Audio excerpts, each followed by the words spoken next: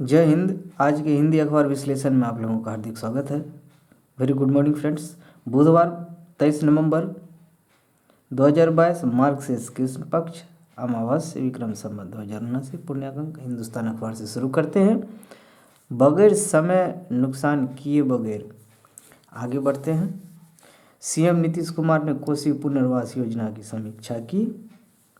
कोसी में विकास कार्यों के लिए संसाधन की कमी नहीं। घटना को याद कर कांप जाते हैं लोग। कुसा त्रासदी 2008 में हुआ था। इसके बावजूद साल 2008 के 18 अगस्त को याद कर आज भी स्थानीय लोगों की रूह कांप जाती है।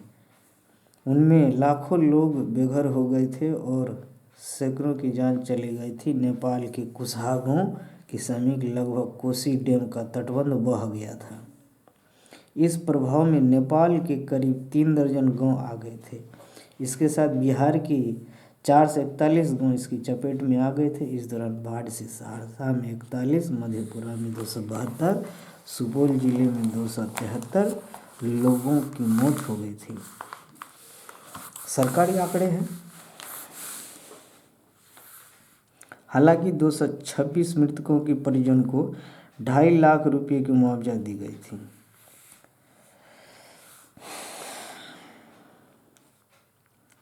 Bihar Kosi basin development project के अंतर्गत किए जा रहे कार्यों के संबंध में विस्तृत जानकारी दी गई। बैठक में योजना और विकास विभाग के अपर मुख्य सचिव अरुणीश चावला ने प्रस्तुतिकरण के माध्यम से जानकारी मुहैया कराया। इस योजना का मूल उद्देश्य वर्ष 2008 में कोसी नदी में आई भीषण बाढ़ से प्रभावित क्षेत्र के ध्वस्त आधारभूत संरचना का पुनर्निर्माण और प्रभावित परिवारों का पुनर्वास करना था। इस योजना के लिए राज्य सरकार द्वारा विश्व बैंक की सहायता ली गई थी। इसे सहरसा, सुपौल, मधेपुरा जिले के 21 प्रखंडों में सफलतापूर्वक पूरा किया जा चुका। पेपरों में हुआ, ग्राउंड पे नहीं हुआ फ्रेंड्स, ग्राउंड लेवल पे नहीं हुआ। यह परियोजना 15 सितंबर 2010 को प्रारंभ होकर 31 दिसंबर 2018 को समाप्त हो चुका है। पेपर पर हुआ है। दाखिल खारिज में सीओ की मनमानी पर लगेगा अंकुश। भूमि सुधार कुमार विभागीय मंत्री आलोक कुमार मेहता ने मंगलवार को दिशा निर्देश दिया कि म्यूटेशन के अस्वीकृत मामलों की समीक्षा की जाए। मामलों की भूमि सुधार उप समाहर्ता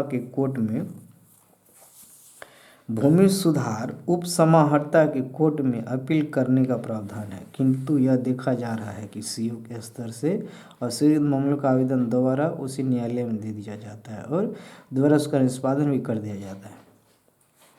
डीसीएलआर कोर्ट में जो जाते हैं, मतलब एक बार नहीं हुआ दूसरा बार भेज, दूसरी बार हो ही जाता है तो गड़बड़ हो गया ना, तो चीज़ें कंप्रोमाइज़ हो जाता है फिर।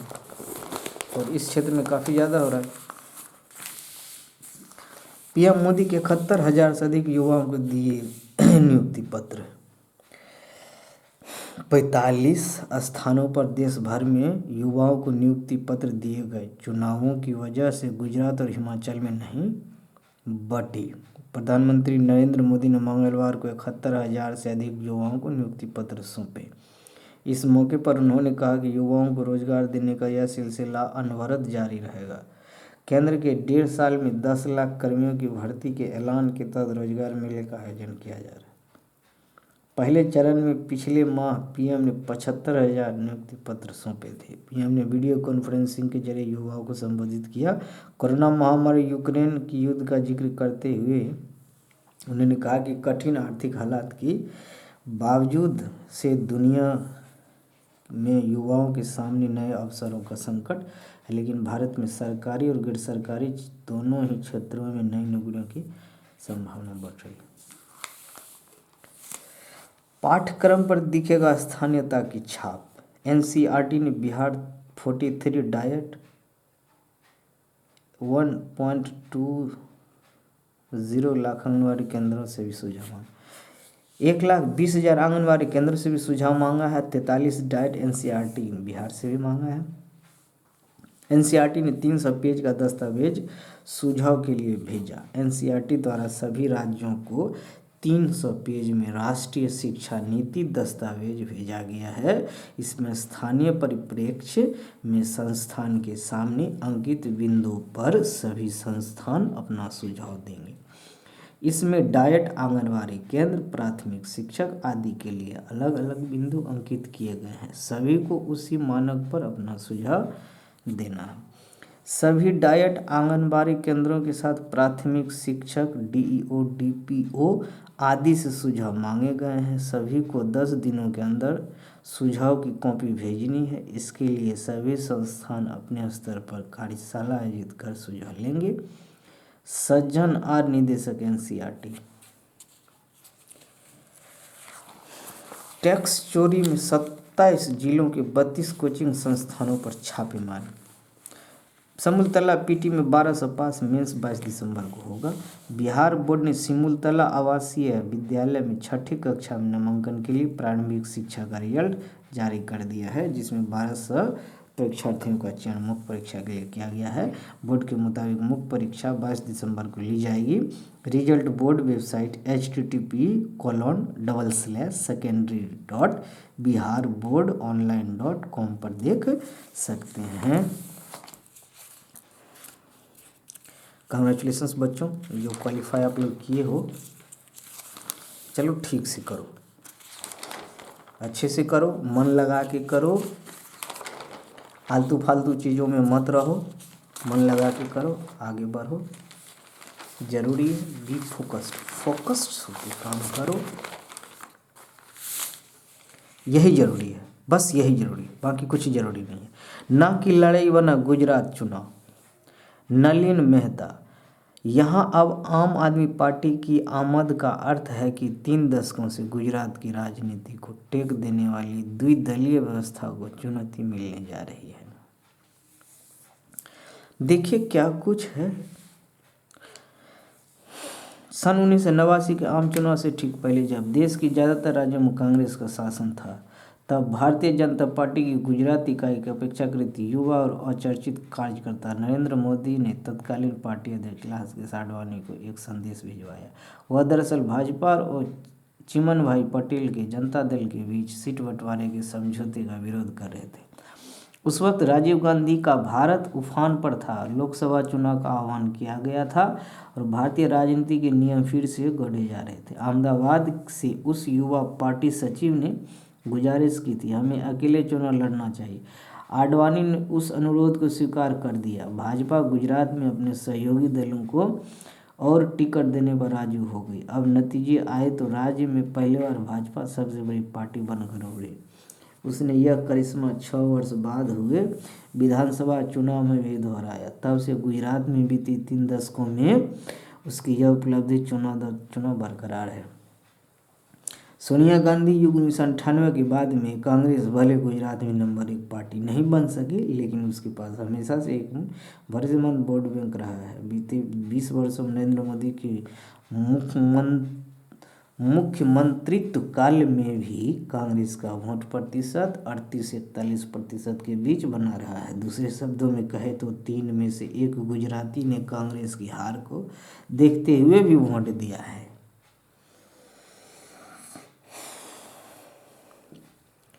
यहाँ जो बायोडाटा दिया हुआ है फ्रेंड्स, समझ सकते हैं।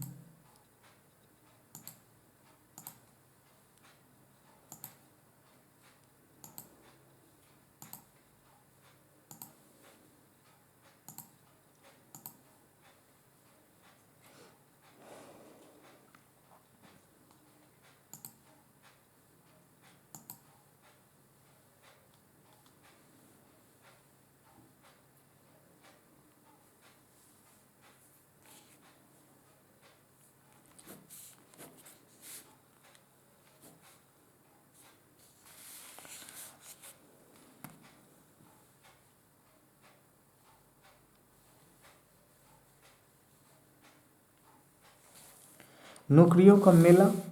विभिन्न सरकारी विभागों में 71,000 से अधिक पदों के लिए नियुक्ति पत्र बांटने का प्रधानमंत्री मोदी का कदम स्वागत योग्य तो है ही, यह उनका अनगिनत नौजवानों के बीच एक नई उम्मीद का संचार करने वाला भी, जो रोजगार के मोर्चे पर लगातार मिलने वाली नकारात्मक खबरों से परेशान हो चले थे। प्रधानमंत्री ने इससे पहले धनतेरस के दिन रोजगार मेला का शुभारंभ करते हुए देश के 75,000 नौजवानों को नियुक्ति पत्र सौंपे। दरअसल जून महीने में ही केंद्र सरकार ने ऐलान किया था कि अगले 1.5 साल के भीतर 10 लाख लोगों को सरकारी नौकरी देने जा रही है। बिहार विभिन्न विभागों को बड़े पैमाने पर नियुक्ति पत्रों का वितरण, राजस्थान, झारखंड, छत्तीसगढ़ सरकारों का पेंशन योजना को लागू करने का फैसला ताज़ा नज़ीर है। यह प्रवृत्ति कहाँ राजस्थान, झारखंड और छत्तीसगढ़, जहाँ जहाँ कांग्रेस की सरकार, यह प्रवृत्ति अटूट हिस्सा बन चुकी है। छत्तीसगढ़ में भी, झारखंड में भी, और झारखंड में कांग्रेस की सरकार नहीं है, फिर भी वहाँ पुरानी पेंशन की व्यवस्था लागू करने की होड़ मची हुई है। अभी 2 वर्ष सत्तारूढ़ एनडीए को हर वर्ष 2 करोड़ रोजगार देने के उसके पुराने वादे के आधार पर जब घेरेगा, तब ये हालिया 10 लाख नौकरियां सत्ता के बचाव में बहुत काम आने वाली है। CMIE के ताज़ा आंकड़े बताते हैं कि इस वक्त देश में बेरोजगारी दर 7.7% है और यह यकीनन चिंता का विषय है। बेरोजगार के नए अवसरों का सृजन सरकारों के लिए बड़ी चुनौती बनकर हो रहा है। यह बात तमाम राजनीतिक पार्टियां अच्छी तरह जानती है कि कोई भी सरकार सार्वजनिक क्षेत्र में जितनी नौकरियां नहीं गढ़ सकती, उनका मान्य तलाशने की जिम्मेदारी निभाने के प्रायः दोषारोपण में तब्दील हो जाता है। गौर कीजिए, देश के बड़े राज्यों में अधिक बेरोजगारी हरियाणा, राजस्थान, जम्मू कश्मीर, झारखंड, बिहार, त्रिपुरा, पंजाब, तेलंगाना में है, जहाँ एक दूसरे की विरोधी पार्टियों की सरकार है। इसलिए बहुत जरूरी है कि इस मुद्दे पर गंभीर विमर्श हो। बेरोजगारों के हित को ध्यान में रखकर नीतियां तैयार की जाए।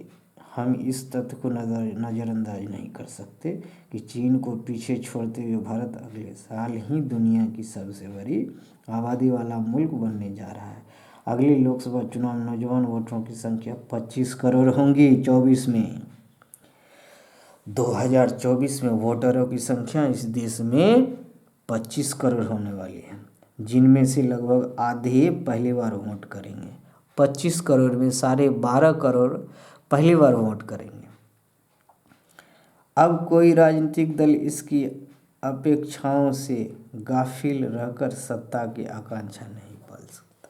मतलब 12.5 करोड़ जो लोग पहली बार वोट करेंगे, बताइए कितनी बड़ी आमूल-चूल परिवर्तन होने वाली है। एंटोनियो गुटेरेस, संयुक्त राष्ट्र महासचिव, दुनिया में लगभग 13 लाख लोग हर साल सड़क हादसे में अपनी जान गंवा देते हैं, जबकि 5 करोड़ जख्मी होते हैं। बच्चों, नौजवानों में मृत्यु की दर सबसे बड़ी वजह है। इससे विश्व भर की सड़कों को सुरक्षित बनाना होगा। सड़कों को सुरक्षित बनाना होगा। सड़कों को सुरक्षित बनाने से क्या होगा? लोगों को में भी जागरूकता लानी जरूरी है। लोगों को भी ये चीज़ें समझनी होगी। अपना बिजनेस में तिमाही में भर्तियाँ 25% घटी है। तैयारी में सिंधिया है। भारत दक्षिण कोरिया का वरिष्ठ व्यापार अधिकारी ने मंगलवार को स्थिर आपूर्ति श्रृंखला सुनिश्चित करने के द्विपक्षीय व्यापार और निवेश पर सहयोग बढ़ाने के लिए चर्चा की है।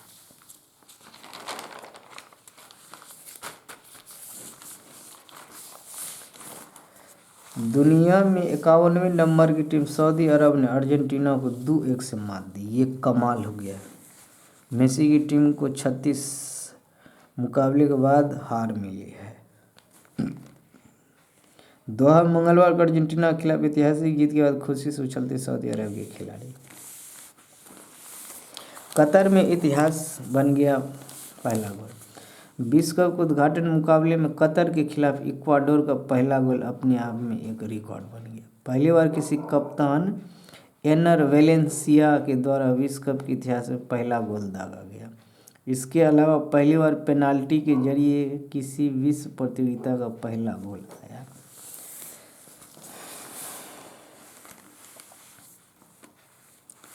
कनाडा विश्व कप में 36 साल बाद खेलेगा। कनाडा के फुटबॉल प्रशंसकों का पिछले 36 सालों से चला आ रहा बुधवार खत्म हुआ। उनकी टीम मजबूत बेल्जियम का सामना करने उतरेगी।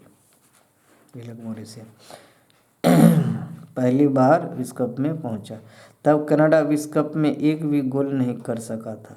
वहीं बेल्जियम 2018 में सेमीफाइनल में पहुंची थी।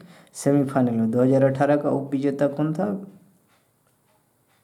सेमीफाइनल में सॉरी उरुग्वे था, नहीं, फ्रांस विजेता था और सेमीफाइनल अभी फीफा में दूसरे नंबर पर बेल्जियम कनाडा के अलावा ग्रुप एफ में क्रोएशिया मोरक्को भी है। ग्रुप एफ की बात हो रही है।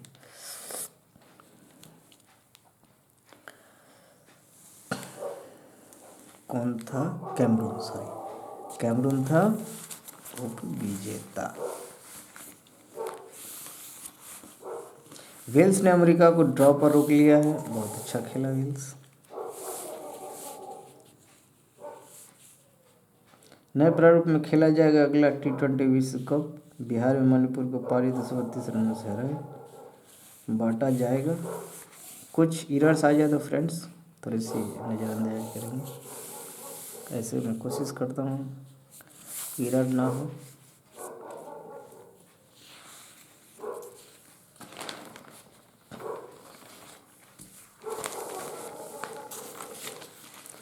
क्रोएशिया ही थी वो विजेता टीम। नाटो निर्दलीय और अनविवर्तित चुनाव गणित। नोटा के बारे में नोटा।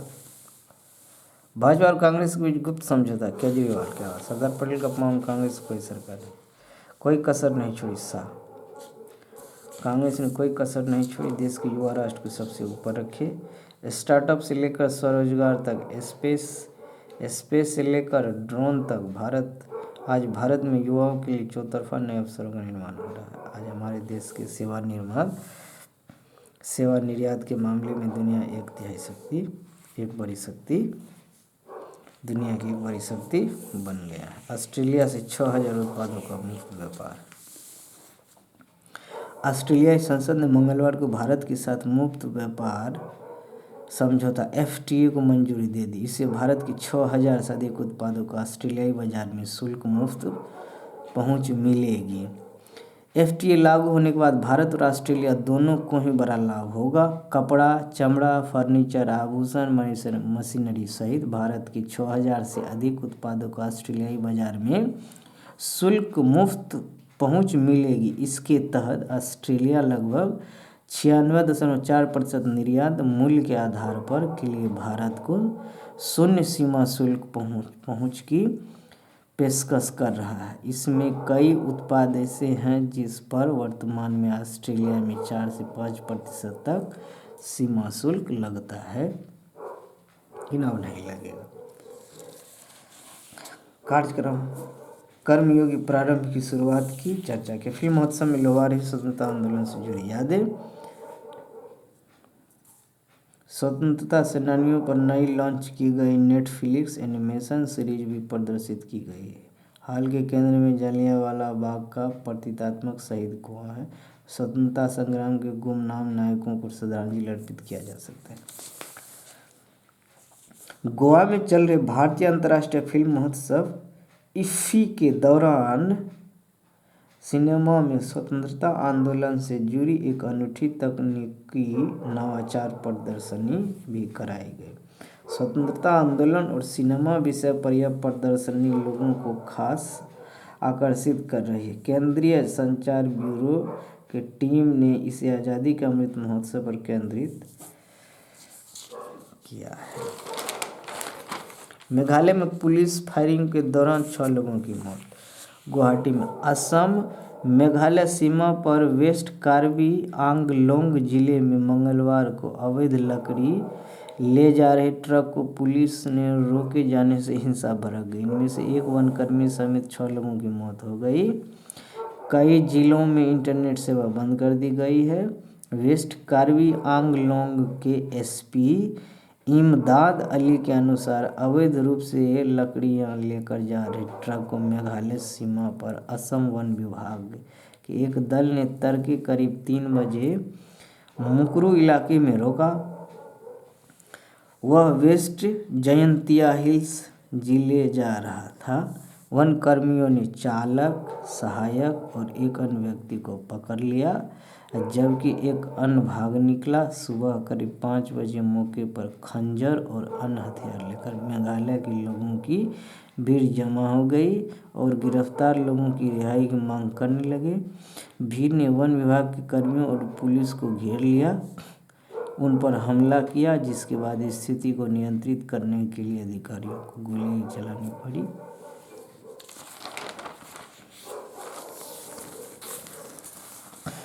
भारत में 33 तरह के जीवाणुओं ने 13 लाख से ज़्यादा जानें ली हैं।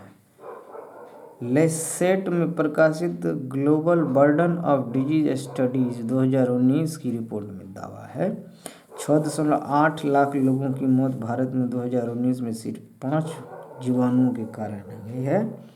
77 लाख मौतें 33 तरह के जीवाणुओं के कारण 2019 में दुनिया भर में हुई है। 13.6% कुल वैश्विक मौतों का कारण ये 13 तरह के जीवाणु रहे। उम्र के हिसाब से भी अलग अलग है मौतों का आंकड़ा। 15 साल से ऊपर के युवाओं की मौत की सबसे बड़ी वजह आयरिस जीवाणु, इससे 9.40 लाख लोगों की मौतें पूरी दुनिया में हुई है। 5 साल से 14 साल की उम्र के बच्चों में सबसे ज़्यादा मौतें साल्मोनेला एंटेरिका सर्वोटियाफी से जुड़ी है, कुल 49,000 मौतें हुई है।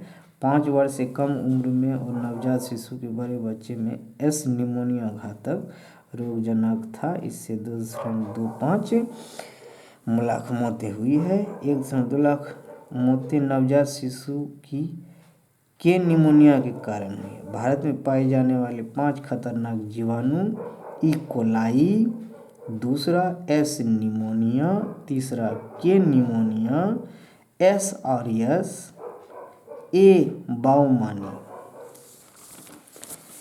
ई कोलाई, एस निमोनिया, के निमोनिया, एस ऑरियस, ए बाउमानी। देखिए डाटा है।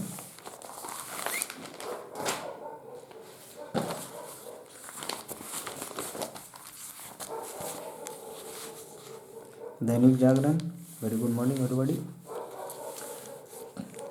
सरकारी कर्मचारियों के लिए तैयार किए गए विशेष ऑनलाइन पाठ्यक्रम कर्मयोगी प्रारंभ को लॉन्च करते हुए उन्होंने कहा कि यह कौशल विकास का एक बड़ा स्रोत है।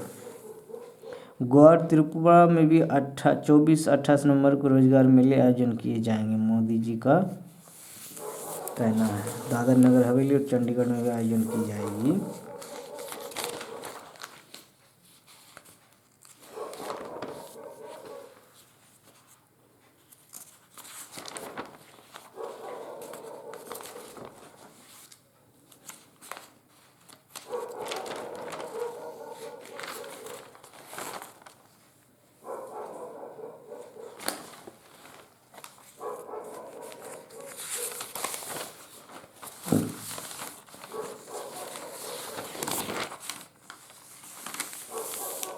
स्वयं से संघर्षरत पाकिस्तान, बलबीर पुंज, पाकिस्तान में 1971 की भांति गृहयुद्ध की स्थिति बन सकती है।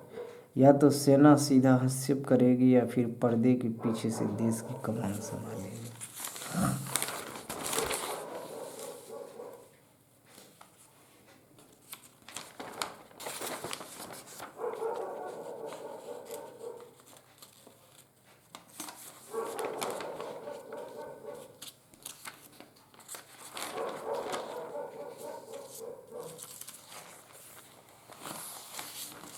भारत संघ FTA पर राष्ट्रीय संसद की मोहर लग चुकी है, चर्चा भी किया।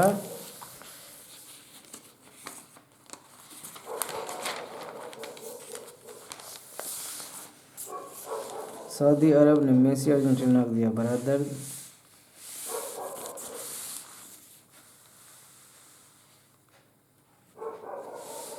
विश्व कप में भरे उलटफेर 1, 2, 3, 4, 5, 6 देख सकते हैं। 1978, 1990, 2002, 2002, 2010, 2014 में।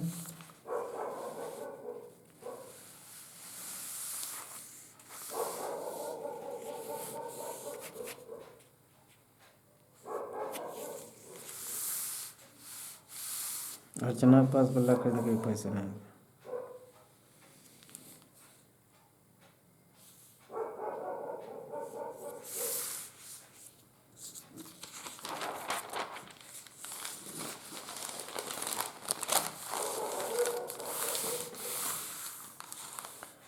बिना ऑक्सीजन समुद्र की गहराई में गोता लगाने वाले पहले भारतीय बने जैक्स।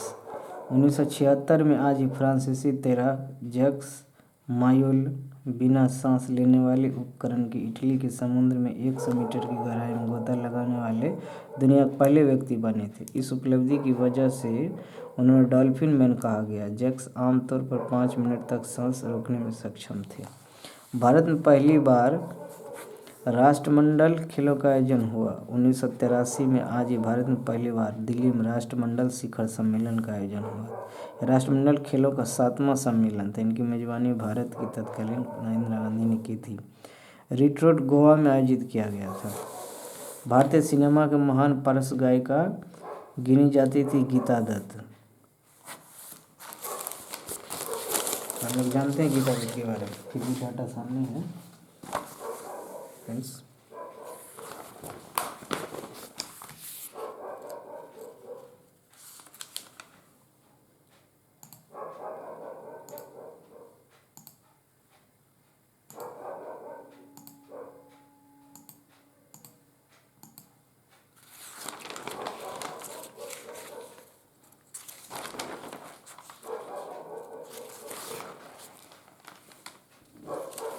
टेरर फंडिंग पर अंकुश बहुत जरूरी।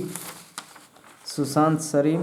भारत ने अंतर्राष्ट्रीय मंचों पर टेरर फंडिंग मुद्दे को लगातार उठाया, लेकिन हमारे देश में इसकी गंभीरता का एहसास बहुत देर से हुआ। जब से केंद्र में प्रधानमंत्री नरेंद्र मोदी के नेतृत्व में सरकार बनी है, तब से इस मसले को दुनिया के सामने जोर शोर से उठाया जा रहा है।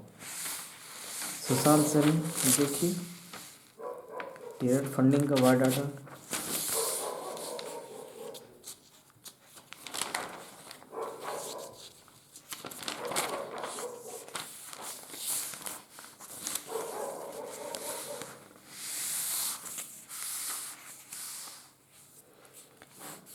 जीत लिया है इंडिया। कांग्रेस ने सरदार पटेल का हमेशा अपमान किया, हमेशा अपमान किया है, ऐसा कहना है सत्येंद्र जैन। गेमिंग पर जीएसटी 28%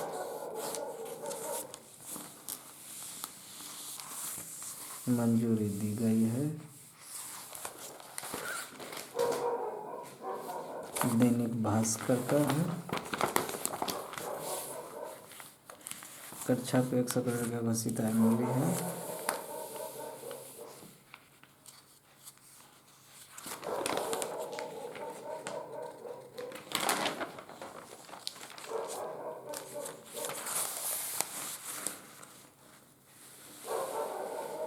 एक करोड़ का सोना कहाँ से? पटना जंक्शन से।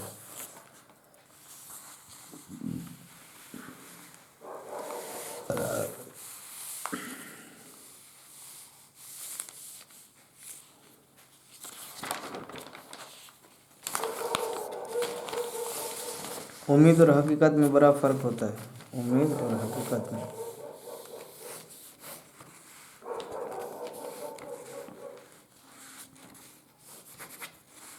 जरूर देखें।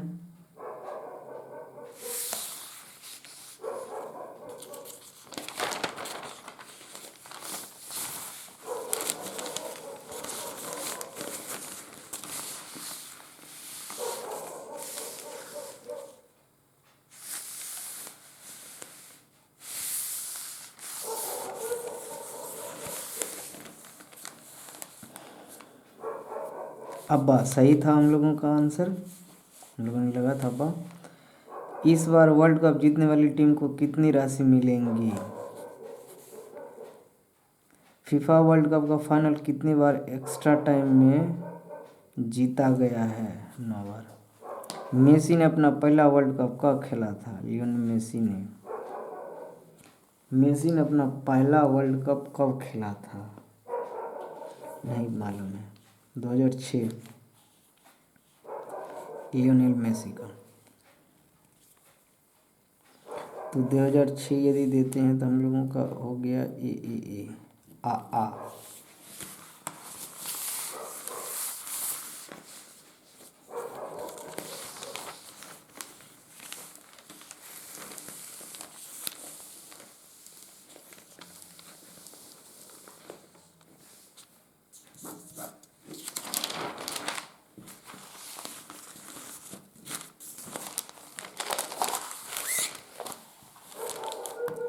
सेशन के अंत में स्वामी विवेकानंद जी कहते हैं, हम वही हैं जो हमारे विचार हमें बनाते हैं, इसलिए अपने विचारों के लिए सजग हो जाओ। धन्यवाद। जय हिंद, जय भारत, सदा खुश रहिए।